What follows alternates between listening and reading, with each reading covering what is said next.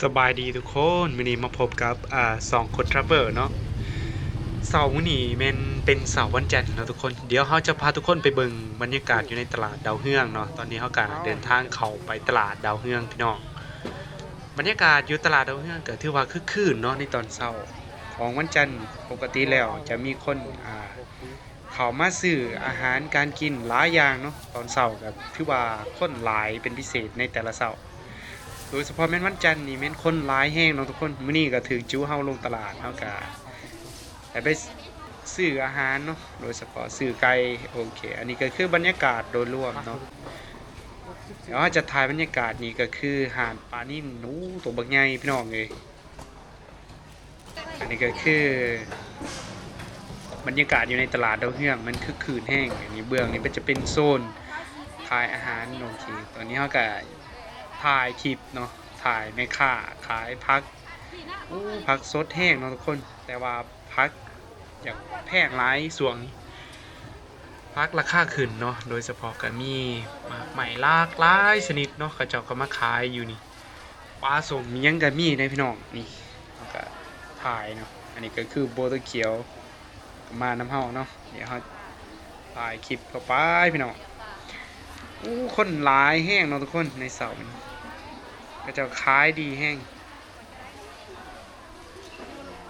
สำหรับตลาดที่เขาไปนี่ก็คือจะเป็นตลาดเช้าเนาะทุกคนเบื้องนี่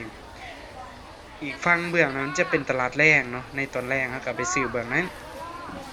เบื้องที่เขามาซื้อนี่ก็คือเป็นตลาดเช้าทุกคนมีหลายอย่างเนาะสำหรับตลาดอยู่ดาวเฮืองนี่เนาะดาวเฮืองมาร์เก็ตก็คือทุกชนิดเนาะทุกคนโดยเฉพาะเมนอาหารการกินผักนั่งอังยามันมีหลายแห้งทุกคนอันนี้ก็คือบรรยากาศโดยรวมเนาะ แต่ว่าพักประเภทต่างๆนี่แม่นแพงเนาะทุกคน มันขึ้นกับเอิ้นว่าเอ้าในช่วงนี้ราคาพักมันอยากแพงเนาะบ่ว่าแต่อยู่ไสเนาะอันนี้ก็คือบรรยากาศอยู่ทางหน้าเนาะทางหน้าของดาวเฮืองเดี๋ยวจะถ่ายทุกคนได้เห็นร้านขายเป็ดขายไก่เนาะสดๆเนาะทุกคนมีเป็ดมีไก่เป็นโตเลย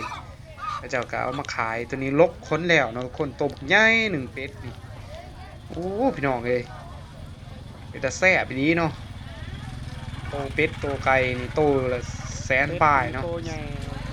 โตใหญ่นี่200,000เลยพี่น้องโตใหญ่แห้งอันนี้ก็เป็นไก่อ่อนเนาะไก่ลาดอู้แซ่บๆเลยพี่น้องเฮาก็ซื้อไก่ตัวหนึงเนาะอันนี้ก็คือบรรยากาศเนาะอยู่ข้างนอก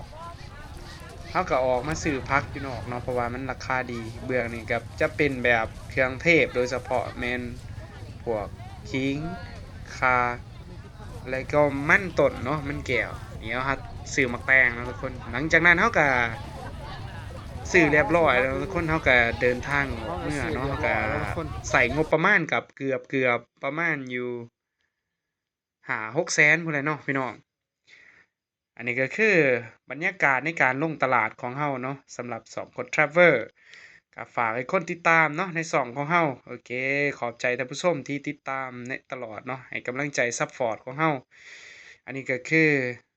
บรรยากาศตอนเช้าในตลาดดาวเฮืองหลายคนอยากเห็นเนาะเฮาก็ได้ถ่ายให้ทุกคนได้เห็นโอเคขอบใจท่านผู้ชมทุกคนเด้อ